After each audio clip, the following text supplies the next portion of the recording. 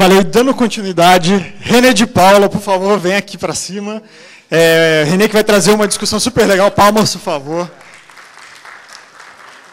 Vai trazer uma discussão super legal sobre o mundo dos números na internet. Quer que eu plugue lá? Legal. Então, sai por aqui, ó. Sai por aqui pelo cantinho. O teu... Deixa eu fechar aqui. Lógico. Ó, a gente vai ter um certo trabalhinho agora, porque ele vai conectar, na verdade, uma das maiores revoluções tecnológicas que eu poderia trazer aqui para vocês. Alguém tem ideia do que eu estou conectando ali? É o iPad 3, o iPhone 5, é o Honeycomb 3.1? Não, a maior revolução que eu acho que a gente poderia estar prestando atenção agora é esse computador que eu comprei em 18 vezes de R$50 no Extra. Tá? Então, essa é uma boa introdução para a questão dos números. Eu comprei esse computador e mais 3,5 milhões de pessoas compraram computadores nos últimos 3 meses. Tá bom? Quem comprou isso? Basicamente, classe C e D. Tá bom? Então, vocês preferem falar de iPad, ou vocês preferem falar de 3,5 milhões de pessoas que estão comprando um computador basicamente pela primeira vez. Enquanto eles... um QR Code aí. Na verdade, eu quero colocar esse negócio ali simplesmente para não ficar vendo o que o pessoal está tweetando, porque isso é a pior coisa do mundo, é deixar o Twitter rolando ali atrás. É o bom de eu ser míope. Eu posso tirar os óculos e não enxergo. Deixa eu me apresentar, antes de mais nada, eu não sou exatamente bombástico, pelo contrário, tal. Aliás, eu padeço, vamos ver se eu acho uma coisa bonitinha para mostrar para vocês, que é isso daqui, ó. O que eu estou mostrando para vocês aqui? Vocês estão vendo aí, René de Paula? Dá para ver? René de Paula, fotógrafo? Então, não sou eu, tá? Na verdade, eu tenho um homônimo, que é um cara que fotografa assim, gente com calor, gente meio desinibida. É uma coisa meio bizarra, peraí. Eita, nós. Bom, nem vou mostrar muito aqui, porque senão vai desviar o foco. Olha, é uma beleza. O cara é homônimo, ele fez aniversário. Aliás, outro dia, eu cumprimentei a mim mesmo, acho que é a primeira vez que eu faço isso. Bom, René de Paula falando.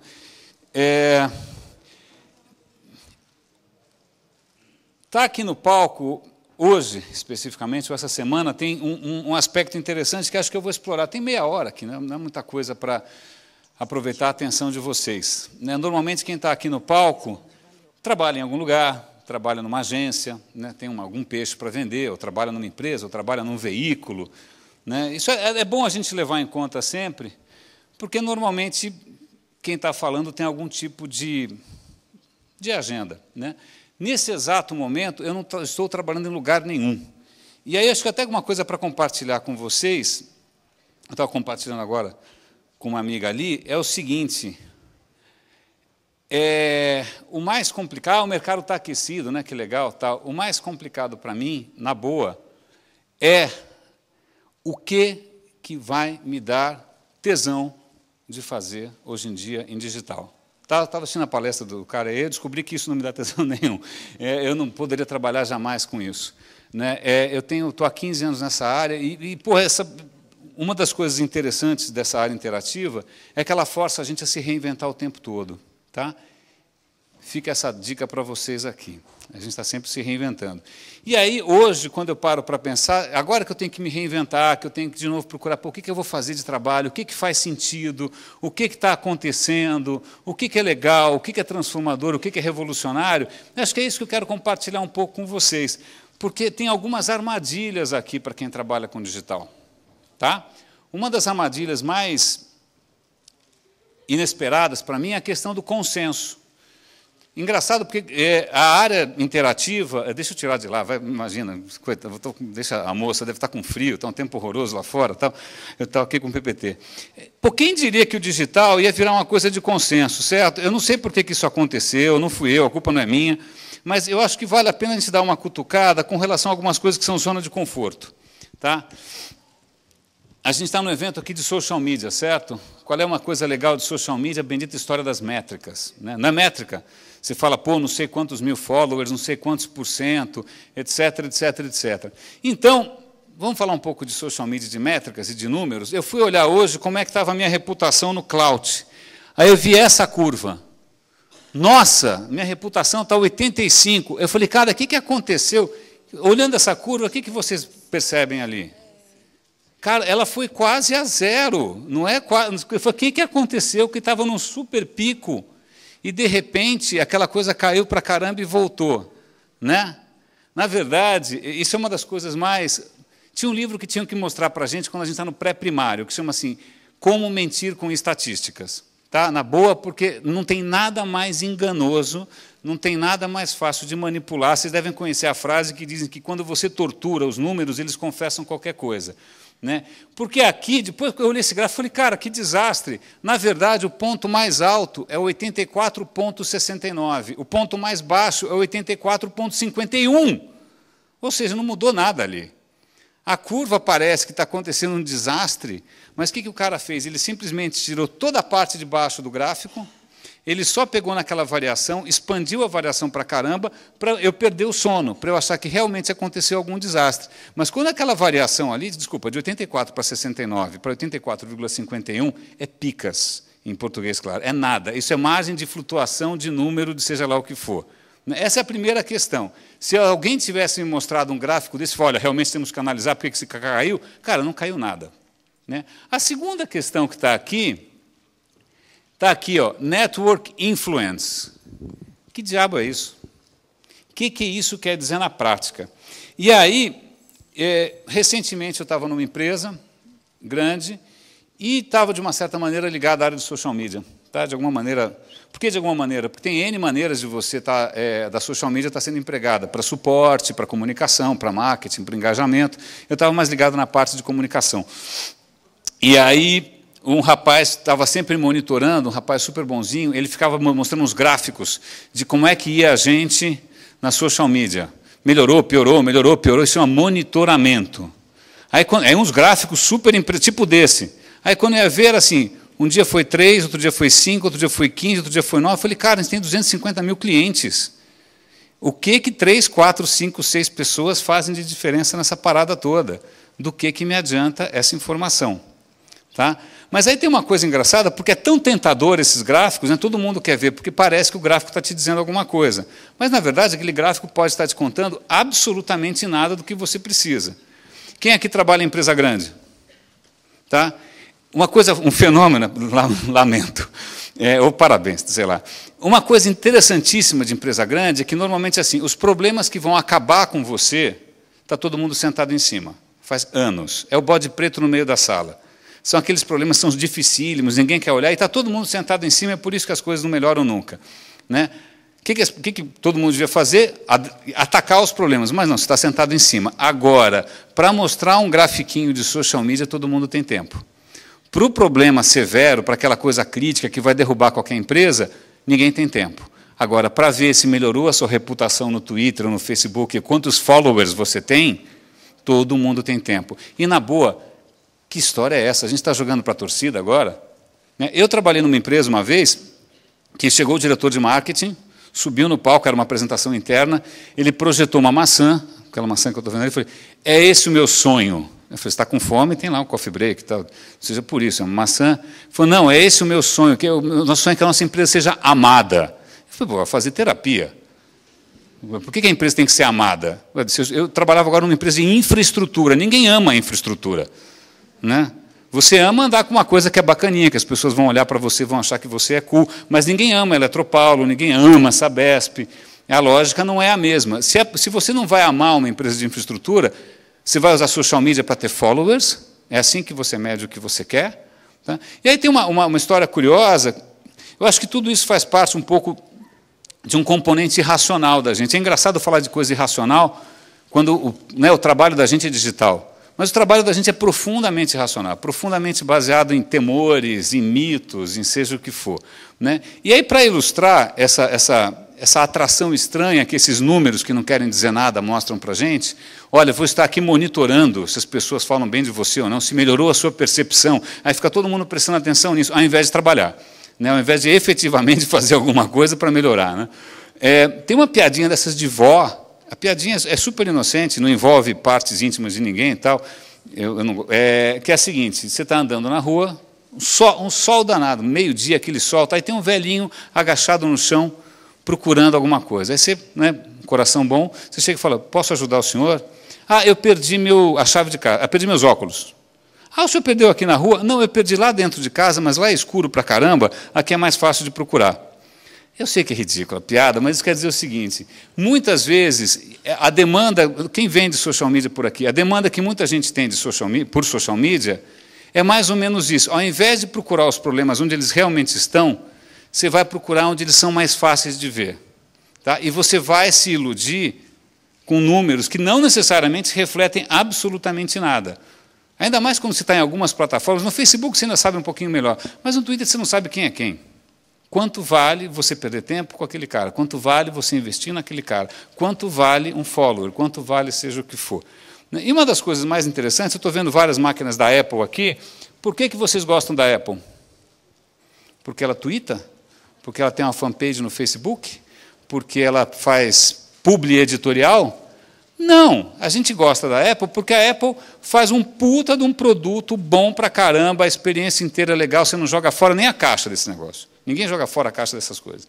Né? Ou seja, os caras são mega CDFs naquilo que eles fazem. Eles estão assim, fazendo crowdsourcing do não sei do que lá, ou querendo saber... Não, cara, eles fazem um puta produto legal. Tá? Google. Por que a gente usa o Google? É a mesma caixinha de busca há quantos anos? Há um puta tempo. Por que a gente usa? Porque os caras são CDFs pra caramba e estão fazendo um produto e estão fazendo a lição de casa. Curiosamente, talvez por a gente ser uma cultura um pouco avessa à lição de casa, a gente não quer fazer lição de casa, ninguém gosta, né? A gente quer saber se as pessoas gostam da gente. A gente quer saber se as pessoas acham a gente legal. Então, eu vou mostrar mais um númerozinho interessante. Lembra que eu falei da história do computador aqui? Eu gosto muito de compartilhar informações, sempre fiz isso. Tá? E aí eu comecei a compartilhar, eu trabalhava numa empresa que tinha um site com milhões de visitas por mês. Milhões, é um número legal. O que eu comecei a compartilhar? Google Analytics. Olha aqui, para vocês verem quanto Windows, quanto Mac, quanto tudo. Para quem é designer, isso é importante. Quantos IE6, né, que é aquela coisa que já está 2%, já está quase morrendo, não se preocupe. Mas eu compartilhava isso. Tá? Aí um colega meu, que trabalha acho, na parte de mobile, eu falei, René, você consegue as informações de como é que é a distribuição de iPhones no Brasil? Eu falei, puta, pergunta difícil. Eu falei, cara, já sei o que eu vou fazer. Eu fui no Analytics, eu até estou com esse número aqui, ele é público, está publicado. E eu falei assim, olha, por favor, desses milhões de visitas, filtre para mim, por região, os acessos que vêm de mobile em geral, Android, tanto faz. O que vocês estão vendo aqui? Uma concentração mais ou menos esperável, né? Não parece assim, um pouco mais concentrada no Sudeste? Eu falei quantos milhões, né? Alguns milhões de visitas, tá? Agora vem a seguinte questão. Os números. 24 mil de São Paulo, Rio de Janeiro cai para 6 mil, Belo Horizonte cai para 3 mil, Salvador 1,5, dali para baixo é 1.000. Seguinte, a empresa tem que bater meta, tem que agradar investidor, tem que pagar salário de 600 pessoas. Com o que eu me preocupo? Com 5 milhões de visitas ou com 50 mil, das quais metade é na Vila Olímpia, provavelmente? Né? Essa é uma questão curiosa. Por que a gente prefere estar prestando atenção nesses 25 mil, 6 mil, na geração... Aliás, vou até fazer uma pergunta, mais uma provocação aqui. O que é isso daqui? Y, né? Não, na verdade, eu prefiro ler isso em inglês. Como é que você lê isso em inglês? Você lê isso como Y. Por que diabos a gente está pensando em geração Y, cara? E eu vou fazer a mesma provocação que eu sempre faço. Meu pai não foi para a Segunda Guerra, eu não fui para o Vietnã, meu primo não foi para o Iraque. Porra, cara, eu nasci em 64, ano da ditadura. Essa é a pegada. Eu estou num país em que, pela primeira vez, a classe C e D está comprando, que nem louca. E a gente continua olhando para Vila Olímpia, né, Shopping Jardim Sul e tal. E aí, o que eu sempre defendo é isso daqui, geração BR. Tá? Vocês conhecem o Data Popular?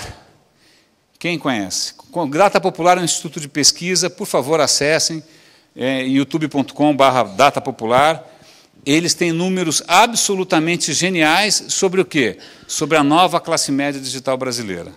Tá? Esses caras têm 60% do potencial de consumo desse país, está na mão desses caras.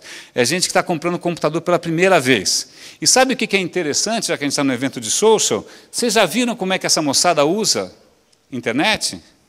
É para colocar foto de piriguete no Facebook? É para chavecar via Twitter? Não!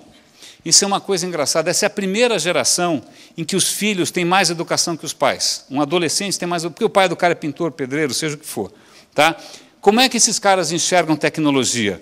Não como autoexpressão, não como trash, não como nada disso. Eles enxergam tecnologia como uma oportunidade de comprar melhor, comprar com mais conhecimento, se aprimorar, se informar, se educar. Eles sabem que ali ele pode progredir. Tá? É esse pessoal que eu acho que a gente está deixando de olhar. São esses números, são números colossais. E aí eu acho que tem até um outro vício engraçado. Não sei se vocês conhecem a história do baile da Ilha Fiscal. Você sabe a história do baile da Ilha Fiscal? É o seguinte, foi a última festa da monarquia brasileira. Foi uma esbórnia, mas assim, eles pegaram uma ilha, que chama Ilha Fiscal, lá no Rio de Janeiro, fizeram uma festa que deve ter sido a putaria mais memorável de todos os tempos. Só que a coisa mais engraçada é que, na sequência, acabou o Império. Ou seja, o Brasil estava mudando, virou uma república, e essa aristocracia meia-boca que a gente tinha, estava ali comemorando, enfiando o pé na jaca. Né? Então, eu estou fazendo essa provocação aqui porque tem mudanças severas acontecendo. Eu tive o privilégio, aliás, eu sempre falo que se eu fosse mostrar meu cartão de visita, eu fazia isso, mostrava o coturno, porque eu rodei para caramba. Eu acho que esse ano acho que eu rodei, sei lá, umas 8 cidades no Brasil inteiro, eu devo falar com 5.000 pessoas. Vocês têm ideia do que é falar para uma audiência em, sei lá, Cuiabá, ou falar para uma audiência em Recife, ou falar para uma audiência em Salvador? Não tem nada a ver com o mercado e com a audiência aqui de São Paulo. É um pessoal que está, inclusive, muito mais atento a isso daqui. É um pessoal que está explorando, inclusive, muito mais aquilo que efetivamente é a nossa maior riqueza, que são os problemas que a gente tem para resolver. Esse é um país com problema para caramba. A gente está pensando aqui em vender maionese, fazer, sei lá o quê, viral de... sei lá do quê, tolice. Olha a responsabilidade social que a gente é o baile da Ilha Fiscal. Então, assim, quando você sai um pouquinho fora daqui, dessa atmosfera um pouco, sei lá, meio Vila Olímpia que a gente tem aqui em São Paulo, que a gente perde um pouco a referência, você vai falar com o pessoal de Londrina, Bauru, Formiga em Minas Gerais, tal, você percebe que o pessoal está olhando para um outro Brasil, estão indo super bem, tem gente vendendo o site a 3 cheques de R$200, está indo super bem, não dá conta. Né? Tem gente, vou citar um exemplo interessante, em termos de número, num evento recentemente de e-commerce, eu encontrei um conhecido, ele falou, pô, René, eu vim aqui, agora eu sou empreendedor, dá uma olhada aqui na minha plataforma de e-commerce. Eu falei, pô, que legal, tal, porque essa história de e-commerce a gente veio falar sobre e-commerce popular, né? É isso que eu vim falar. Ele falou, não, mas o seu e-commerce não é mais popular que o meu. Eu falei, como assim? Esse é um e-commerce para quem não tem computador. Eu falei, pô, peraí, telepatia sai mais caro. Como é que é assim um e-commerce para quem não tem computador? Aliás, vocês procurem isso, Orçamento Net. A história é a seguinte, vamos supor que você faça cupcakes. Então, você pega lá, você vai montar uma lojinha, você bota lá um cupcake de morango, custa R$10, um cupcake de chocolate custa R$5. Ou você vende roupinha de bebê, você bota lá roupinha e tal, porque são produtos. Mas tem gente, tipo pedreiro, marceneiro, carpinteiro, faxineira, esses caras não têm produto para vender. O que eles fazem? Eles trabalham na base de orçamento. Então, esse cara está criando uma plataforma para essa moçada, e essa moçada tem 2 celulares, ou tem celular com 2 chips, ou tem celular com, sei lá, câmera de 200 megas, sei lá, MP15, né? Dá um banho no iPhone, custa R$100. Esse pessoal coloca ali, anuncia os serviços dele, e sabe como é que é o canal de resposta? Como é que é você acha que é uma app? Não. Sabe qual é o canal de resposta? SMS. Você se interessou pelo cara, eu quero um orçamento, você pede por SMS, o cara te liga. O cara está bombando. Tá? Sabe o que ele faz ainda? Ele produz um jornal impresso, em que ele distribui na região dele, o jornal tem matérias explicando como ganhar dinheiro na internet, qual é o potencial, como é que você pode fazer, e no final um anúncio dele. Cara, esse cara não está aqui, devia estar aqui falando. Esse cara devia estar aqui falando. Tá? Esse cara e um monte de outros caras que eu conheci no Brasil afora, que estão focando o quê? Num Brasil novo que está surgindo, enquanto a gente presta atenção, que nem aquele velhinho, a gente gosta de ir onde é legal. Né? A gente não gosta de olhar. Casa Grande, quem leu aqui Casa Grande Senzala? Ok, é isso aí, a gente não gosta da senzala.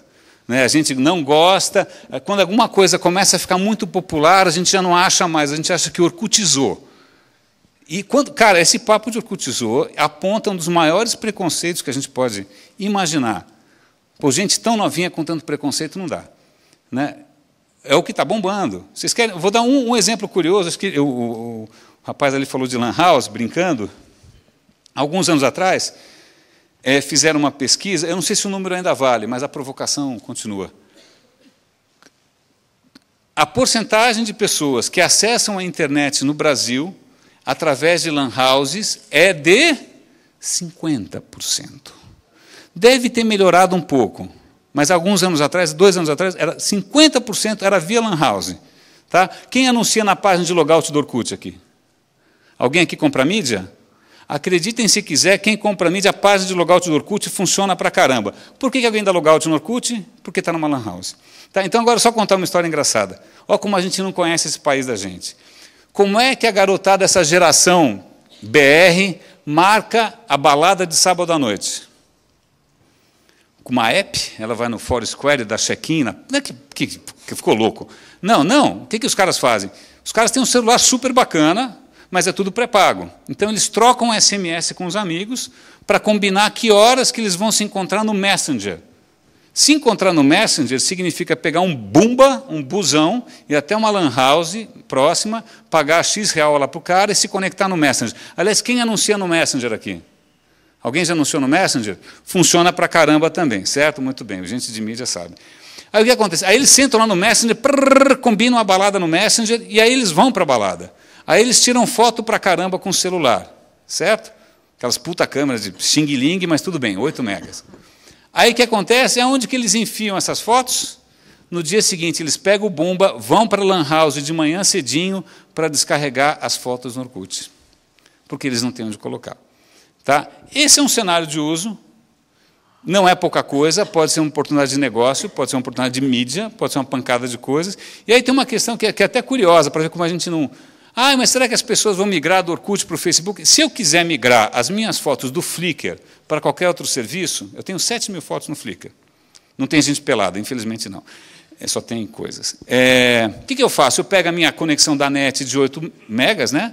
Baixo tudo no meu computador que tem 3 teras, aí no dia seguinte eu escolho um outro serviço e deixo subindo. Cara, essa moçada, como é que eles fazem isso? Na verdade, dependendo da sua classe social, dependendo da condição material que você tem mobilidade. Dependendo da classe social e da plataforma que você tem, você é refém. Então, veja que interessante. Veja que interessante como, de repente, tem N Brasis por aí e a gente está se deixando, não digo enganar, mas a gente está se deixando encantar com curvas assim, ó. Quer ver? Ó? Cadê a curva? É como se eu mostrasse só isso e falar, olha que legal, estamos agora realmente aumentando a nossa penetração em São Paulo. 25.000 pessoas, cara, isso daqui não dá 5 minutos no metrô. Se eu botar um homem sanduíche na Paulista, você fala com mais gente. Né? Então, quem mostra só esses números, sem mostrar isso daqui, aliás, eu faço um desafio. Por que os sites de grande circulação não começam a abrir umas coisas dessas? O Estadão começou a fazer isso recentemente, mas muito tímido. Publicou algumas coisas. Mas por que não abre isso? A gente tem que saber. Aí vocês querem ver uma coisa curiosa? Lembra que eu mostrei no começo a história dos 3,5 milhões de pessoas tal? Vendo isso daqui, eu percebi o seguinte, estava crescendo pra caramba os sistemas operacionais mais modernos. Tipo Windows 7, Windows... Cara, de uma hora para outra tem um monte de Windows 7. Sabe por quê? Gente comprando computador novo. É isso. Tem um monte de gente comprando computador novo. Aí, quando você vai ver, o cara tem um browser mais recente, ele tem um sistema operacional mais recente, ele tem uma resolução... Resolução, então, cara, as pessoas têm uma resolução maravilhosa. Né? Por que esses números não são mais divulgados? Bom, na verdade, o que eu tinha que compartilhar com vocês aqui, estou compartilhando meio de peito aberto mesmo, porque para mim, um momento complicado. Né? Estou nessa área faz 15 anos, já fui veículo, já fui produtora, já fui agência, tudo quanto é agência, já fui Yahoo, já fui Microsoft, já fui Sony. Eu falo, cara, e agora? Tá? E agora? E não só por uma questão de grana. Eu não estou querendo ficar milionário. É por uma questão de fazer alguma coisa que faça sentido. Né?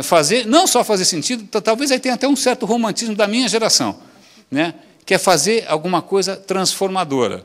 Não ajudar a vender maionese, não, sei lá que diabo a quatro que o pessoal está fazendo por grana. Né? O que dá para fazer nesse exato momento?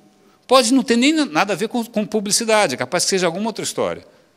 Eu já vi gente com projetos malucos. O rapaz está tentando identificar projetos. Tomara que esses projetos sejam transformadores. Tomara que sejam projetos que tirem o país do marasmo. Tomara que sejam projetos que aumentem a transparência pública. E aí fica essa provocação. Eu sei que não são temas tão açucarados e gostosinhos, engraçadinhos, quanto eu vir aqui e falar, vocês são a melhor geração do mundo, e vocês fazem multiprocessamento, vocês são capazes de assistir e twittar ao mesmo tempo, que eu duvido, mas tudo bem, são outro parêntese.